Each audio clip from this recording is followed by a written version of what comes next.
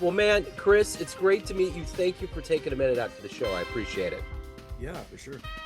And I want to begin our conversation with we're literally right now today.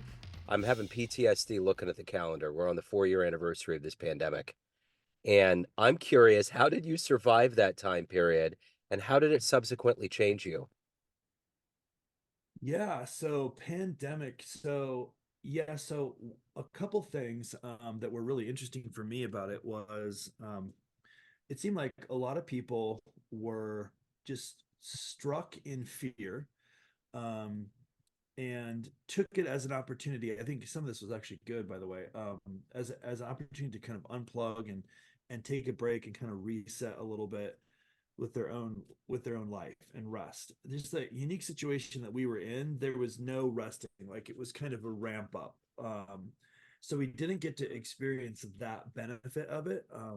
I think one thing that it helped me with particularly is kind of forcing us and me to think about connecting with people in a different way than in person. It kind of exploded a lot of digital assets that we were doing. It kind of pushed some ideas that we had to the forefront because people couldn't become in person. So that was really good. Just on a personal level, our whole family just didn't really buy into any of the health side of it. We didn't really change any of our lifestyle. We didn't get up for any vaccines or anything.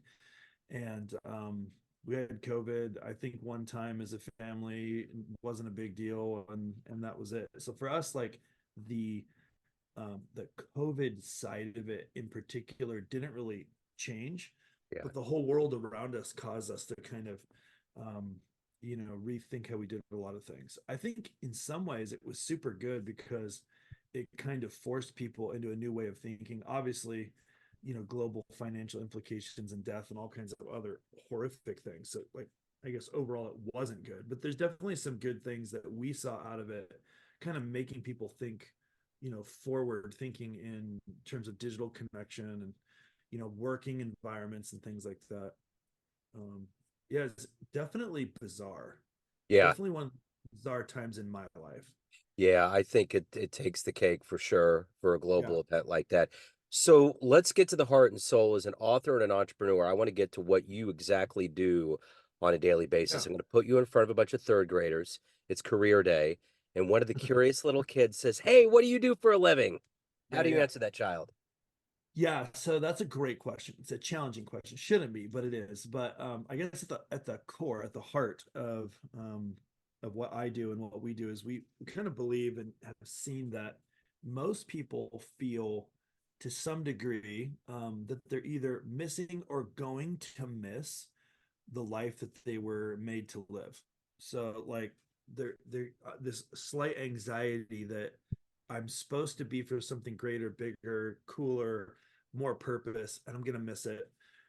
And so over the last 15 years, we've developed a platform and kind of approach to looking at life and a series of workshops and books and all kinds of resources that help unlock the actual real core inside innate unchanging part of who you are. Give new language to it, give permission to be how you were designed. And what we found is that when you give people permission and an understanding about that part of who they are, it will help them and cause them to thrive in every area, from relationships to work, life purpose, job, marriage. Like everything begins to click and make more sense because we find that when you're honoring the way that you are and giving permission to that and giving language and understanding about the people around you so you can honor them and communication and just interaction. um, it's a pretty radical transformation. So we created workshops. We have an assessment called the NEXUS Profile, books and e-courses and things like that to help people really understand and give them permission to actually be the way that they were designed. And it's just, when that stuff's actually working, everything clicks, everything makes more sense. And being able to understand our purpose on earth and live the best life, live the best version of ourselves becomes possible when we do that. So we really help people do that. I specifically help people do that and creating workshops and resources for people to learn how to do that. That's wonderful. So let me ask you this. What did you want to be in the third grade? I wanted to be an astronaut in the third grade, 100%. Yeah. Okay. Yeah, That makes sense. 100%. Yeah, for sure. So how did we get here? Talk to me about where you were born and raised, the seeds that Yeah. were planted into you to, I mean, you're an entrepreneur, but you're really helping people kind of manifest destiny and excel to where they need to be in their lives. Yeah, super good question. So yeah, so at third grade, I definitely wanted to be an astronaut. Thought it was amazing. Um, my dad was in the military, and he said, "Son, the best way to become an astronaut is to join the military." And I was like, "Military? Like that's where they kind of boss you around, right? And they tell you what to do." And he's like, I mean, kind of. There's some of that for sure, definitely. It's pretty controlled. I'm like, I don't think so. That's not for me. So I guess the astronaut's off the table. Yeah. And so I I kind of was like, I don't know exactly what I want to do. I don't know where I want to go. When I graduated high school, I knew that I wanted to have kind of a business focus, and so I got enrolled in a small Christian liberal arts college and took business classes. And about a year into it, I was offered a position of ownership at the company that I was at. But in order to really do that, I had to drop out of school. So I dropped out and became an entrepreneur. That business became pretty successful, grew really fast, and then kind of morphed into a new business. We got some venture funding that kind of grew really fast. And then what happened was September 11th. So 2 weeks after September 11th, the VC firm that was doing the bulk of our funding called us up and said, "Hey, everybody that's got an under $20 million valuation, we're pulling the plug." I didn't even know that was a thing. I was like 23. I didn't even know they could do that. I thought we had, funding. Um, and so that kind of sent a spiral. We spent 6 months trying to keep that thing going, find new investors, couldn't do it. The client investment climate was just horrible, crazy. The world was like not sure what was going to happen. Um, and that kind of just started me on this kind of cycle of coming up with ideas to solve problems and starting companies with my wife. And most of them failed. Some of them were moderately successful. Some of them still exist today. They're all small. None of them became Amazon or anything. But we learned a ton. And about 15 years ago, we had developed a consulting company that helped businesses with their hiring. And as we did that, we were finding resources to help them find the very best people, help them manage the managers, so teach managers how to work with people, communication, conflict resolution, stuff like that, team optimization, really, and hiring. And as we are doing that, we were kind of developing technologies and discovered that the stuff we were teaching into those businesses was like radically improving our own personal relationships, marriage, with children, parenting, everything. And so from that, we developed a whole bunch of resources, including workshops and things that were targeted in those areas: leadership, business, marriage, parenting, and developed from that over about a 15-year period an assessment called the NEXUS Profile. And that all kind of evolved, and some of those businesses have kept going in parallel, and did a bunch of work in a bunch of different verticals. But at the end of the day, all of it kind of comes back to this one focus, which is really helping people identify who they are, their identity, and how to thrive, and basically just pushing human flourishing, helping people really figure out how to flourish and become like and step into the life that they know that they need to have. So everything kind of comes to a head there. So everyone needs to have somebody good in their lives that's inspirational that helps them get to that point. Who's that been for you? Who's been a hero or an inspiration that's led you to where you are today? Man, so I would say there's several that at different points have really influenced me. There was a period of about 10 years where I worked while doing entrepreneurship in parallel. I actually worked as an executive managing IT in a company in Portland. And my boss was the CIO of the company, and he really influenced me a lot from a business perspective, thinking about inside the box or outside the box, and then really understanding, like, he was kind of a non-typical executive of a public company, because he would never not get connected at the lowest level. So like if he was going to ask the whole team to develop something new, he would like go try to figure out how to do it himself alongside, which proved a couple things. One, like you could never pull the wool over his eyes. You could never you could never be in a situation where he really wasn't sure what was possible. That taught me a lot. I think in my personal growth, I spent a lot of time reading, Jim Collins books and things like this, and that really inspired me to think about bigger pictures. I got a lot of inspiration from people like Steve Jobs and Elon Musk. But then about 10 years ago, I started reading content from and books from a guy named Chris Valentin, who is actually a senior leader at a church in Redding, California.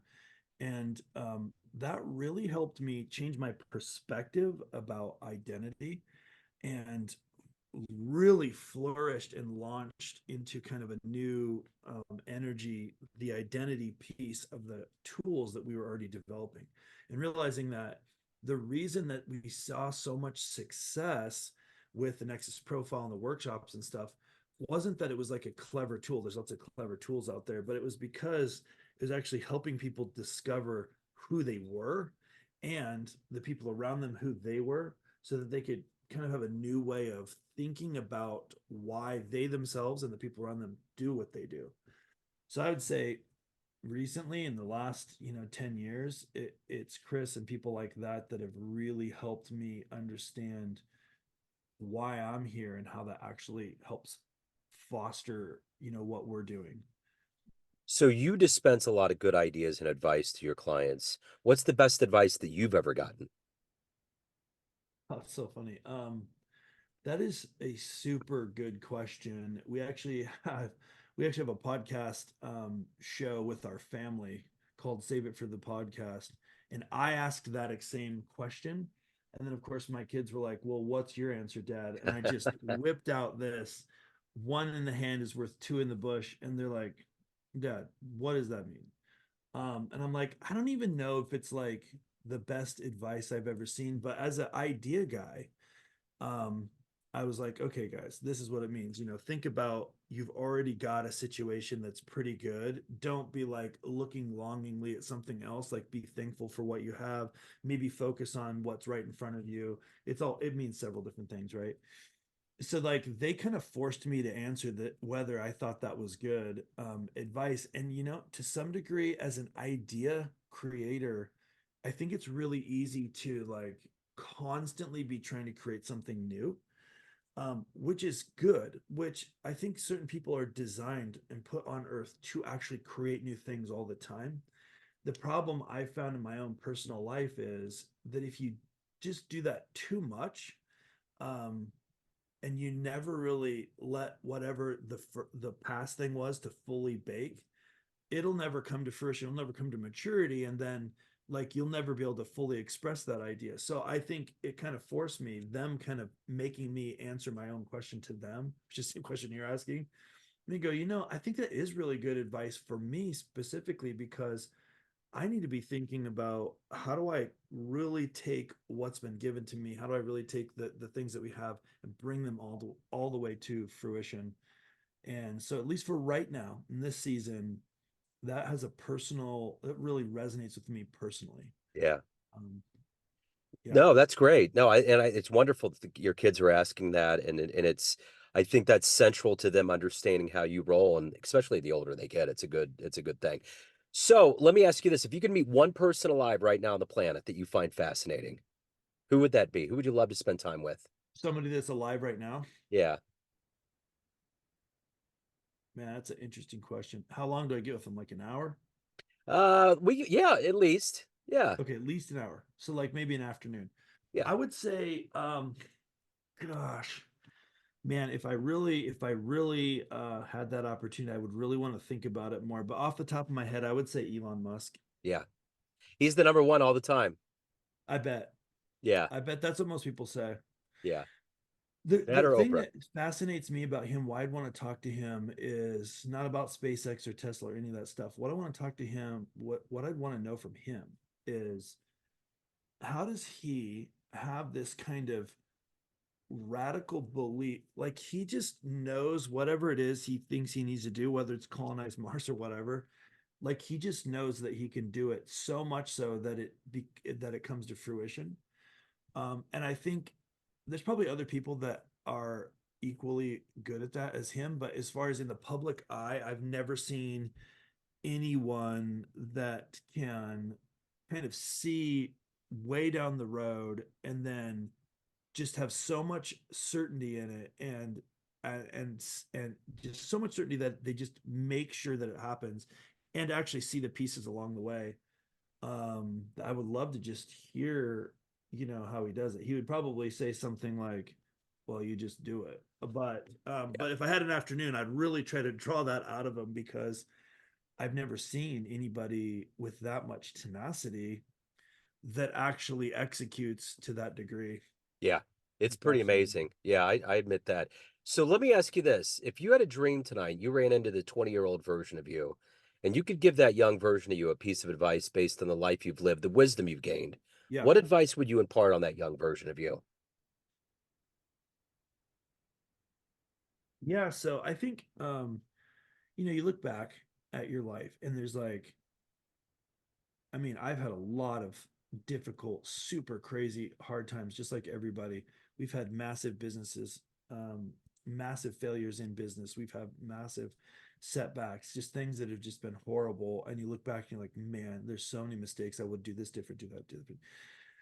But the truth is, like, if I was to actually sit in front of myself 20 years ago, okay, here's what I need you to know. I don't know that I would change. I don't know that I would tell myself about any of the mistakes, or say, hey, don't do this or don't do that, because I see like this super clear line, that I believe God is taking me on. And I believe that it will result in, really bringing to the world the things that are needed, that are the reason that I was created in the first place. That's what I personally believe. And so to get to that point kind of requires this, all of these mistakes and life lessons and situations and learning environments and things good and bad that happened. And it kind of forms this like perfect, unique lesson plan that kind of bakes into the person what they need to actually fulfill, really their life's purpose. And if you start messing with that, then I don't know that you are able to do it in the same way. So I don't know that I would like reveal any, hey, don't do this deal with this guy, don't do this, go buy a whole bunch of Apple stuff. Like I wouldn't, like I don't know that I would do any of that. But what I would say is, hey man, like as the really crazy, horrible, difficult things happen and the good things, just keep the long-term perspective. Things get better. You can, like, you'll go through things and they'll work out in a shockingly powerful way, even when it seems like everything is falling apart. I would just encourage myself that, like, that the difficult struggles are worth it because they're refining in like who you need to become. It would be Yeah. more encouraging rather than collecting. I don't think I would be tempted to slip myself some stock picks and Yeah. maybe buy some Bitcoin or something, but I don't think I would do it, even though it would have definitely made things easier. Yeah. Yep. That could send some ripples. So, of all of the things you've done, Chris, in your life, what are you the proudest of? Ooh, that's super good question. I think I'm the proudest of my children, and my marriage. My children, I've got a couple in their 20s and a 14 and a 16-year-old. And so I'm just blown away by who they are. And I'm super proud of who they are. It's not necessarily what I really accomplished, but where they're going. And my marriage, I think, is it's been just a very rewarding thing to work on. It's difficult, it's super difficult. We've been married over 25 years, so it's difficult, but I'm really proud of, kind of the difficult stuff that we've gone through together and kind of what it's done out of it. Um, on the tactical side, I think some of the stuff that we've developed that helps people, when you go through and you do like a workshop, like we do workshops on marriage. We do workshop on marriage, and you have people come to you and say, "Hey, man, we're separated right now, and we're filing for divorce, but like I think this workshop has like really turned us around." And then you check back a year later, and they're still together.